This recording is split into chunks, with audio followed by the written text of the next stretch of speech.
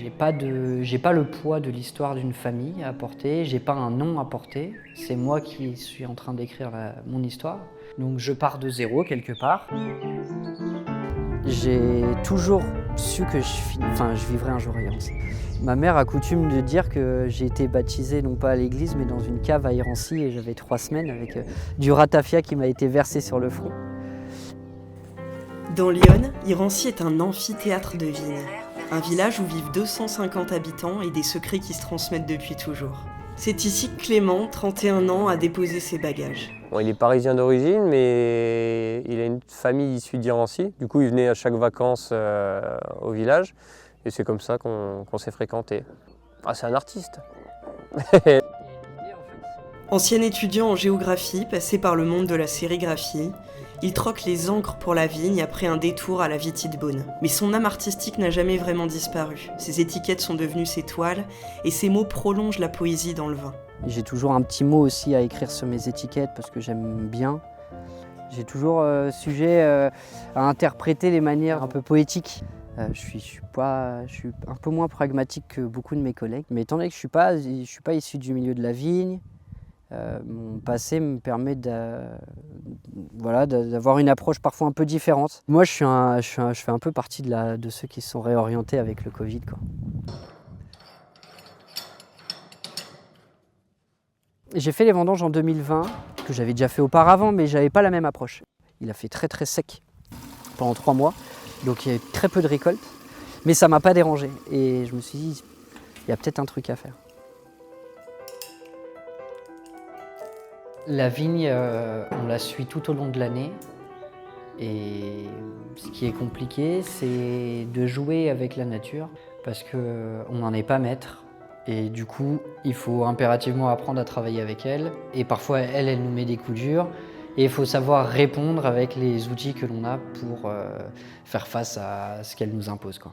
Tu vois, la nature, elle était là avant moi, elle sera là après moi. Et entre-temps, on est là, on s'occupe d'elle, comme je pense qu'on s'occupe des gens qui nous sont chers. Le respect du vivant est une nécessité quand on passe ses journées à en prendre soin. Pour Clément, le choix du bio est à la fois une conviction écologique, mais aussi une promesse faite à ceux qui lui ont ouvert leur cœur et leurs portes. J'ai repris un domaine en octobre 2024, le domaine de Stéphane et de Marie Podor. Et Stéphane nous a quittés malheureusement en janvier 2025. Et moi j'étais plutôt déjà convaincu par le bio. J'avais du mal à imaginer de mettre de la chimie dans mes sols.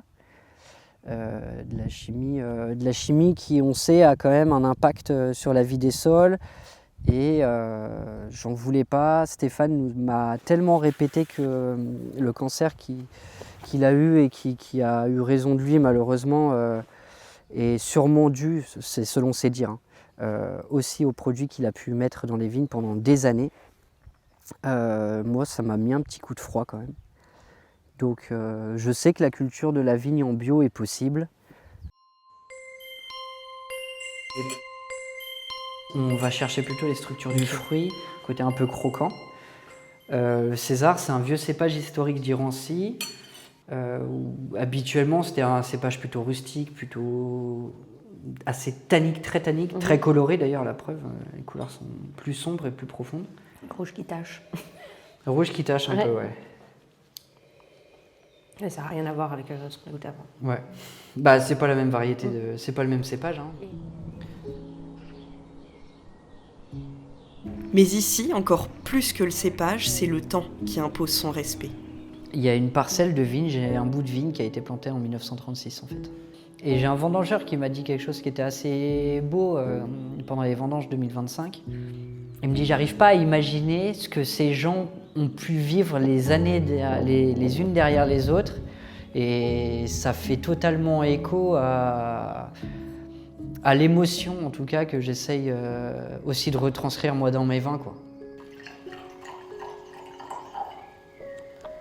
C'est cette quête de l'autre qui lie le travail de la terre et ceux qui se retrouvent pour partager un morceau de vie, le temps d'un bon verre. Ce que je veux, c'est que les personnes, quand elles sont autour d'une table, qu'elles se retrouvent entre personnes qui s'aiment, qui s'apprécient, ils se disent « Ah super, là j'ai bu un super bon vin, j'ai passé un super bon moment ». Moi je suis foncièrement amoureux de l'humain de manière générale, quoi. J'ai toujours coutume de dire à des clients qui me posent la question « Mais vous, qu'est-ce que vous ressentez dans votre vin ?» Et je ne suis pas du tout d'accord avec cette question-là, parce qu'en fait, moi, ce que je perçois dans mes vins, c'est moi. Moi, ce qui m'intéresse, c'est qu'est-ce que vous ressentez quand vous buvez ce vin-là, quoi. Et on a tous des palais différents. C'est tout l'intérêt de ça, quoi. Et on fait du vin avec des terroirs totalement différents. On a le même cépage, mais des terroirs différents. Après, c'est un choix, hein. Je pourrais le faire sur ma journée de travail, mais sur des journées chaudes, c'est pas l'idée, quoi. Parce que ça peut brûler les feuilles, ça peut abîmer, et c'est pas ce que je souhaite. Et je suis toujours en train d'apprendre. Donc c'est aussi la beauté du métier, quoi. C'est qu'on apprend tout le temps. Il est rigoureux, et après c'est ses débuts, donc il tâtonne. Je me souviens de sa première année, son premier millésime. Bon voilà, c'était son côté artiste, il a fait des essais. Du coup on en a profité pour lui donner des conseils et qu'il évite de faire les erreurs qu'on a commises Félix et moi à nos débuts. Tu vois, là il y a 24 mois, c'est top. Je construis, mais je construis pas tout seul. J'ai des gens qui m'entourent. Déjà j'ai une femme sur qui je peux compter. J'ai des amis sur qui je peux compter. Et je pense que je peux compter sur eux parce que je suis aussi moi.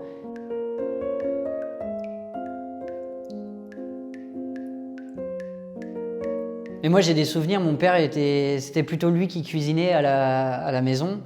Et mon père faisait des bourguignons incroyables. Et j'essaye de faire les mêmes choses jusqu'au jour où je me suis dit, bah non, c'est sa recette à lui. J'ai des odeurs parfois qui me reviennent en fait. Et c'est ce que je veux retransmettre à mes clients quand je leur fais goûter du vin, ou quand ils boivent du vin, je veux qu'ils se rappellent de souvenirs à eux, quoi. Qu'ils arrivent à identifier un moment. Je pense que ça c'est encore plus marquant que de dire « oui, ça sent le petit fruit rouge, ça sent la cerise ». Oui, d'accord.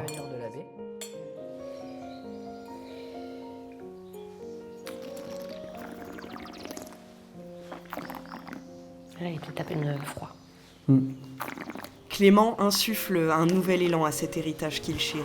En cultivant la liberté de laisser ses vignes s'exprimer, il offre à chacun l'espace de vivre sa propre émotion. Oh là, deuxième question. Ouais, légitime. Ouais, parce que je travaille. Je fais le maximum pour que la vigne me le rende. J'ai pas de honte à avoir ces fûts derrière moi qui sont remplis. Mais ça, c'est compliqué, mais ça, je crois que ça touche à l'interne, quoi, de moi et mon intimité. Donc, on a besoin de reconnaissance de ses pairs. J'ai repris le domaine de Stéphane, qui m'a transmis ses vignes, hein, quelque part. Et il m'a toujours dit, tu feras bien les choses, tu feras en tout cas comme ça te ressemble. Si j'arrive à bien faire, est-ce que c'est vraiment grâce à moi ou est-ce que c'est parce qu'il y a plein d'éléments qui sont combinés? Et j'ai tendance à croire maintenant que c'est parce que j'ai plein d'éléments qui sont combinés, dont moi je fais partie. On a goûté à midi, il faut que ça faut que ça s'oxygène un peu, ça a une semaine de mise. Ok. Mais c'est assez intéressant, 24 mois en fût de 500 litres. Voilà. Nature peinture. Du raisin, du raisin, du raisin. Et c'est parfait, c'est l'ingrédient principal. Ouais. Le seul. C'était mon troisième portrait. Je me tourne inconsciemment vers des gens qui sont profondément humains et je crois qu'on a tous besoin de ce lien. C'est ce que je cherche à partager ici. Si cette démarche vous parle, le plus beau des soutiens, c'est de vous abonner pour qu'on construise la suite ensemble. Donc si vous connaissez une personnalité qui a quelque chose à raconter, quelque chose de beau, qui est inspirante, n'hésitez pas à me le mettre dans les commentaires ou à m'écrire un petit message. Le but, c'est vraiment qu'on construise quelque chose tous ensemble. Voilà, je vous remercie d'être encore là, d'être resté jusqu'à la fin.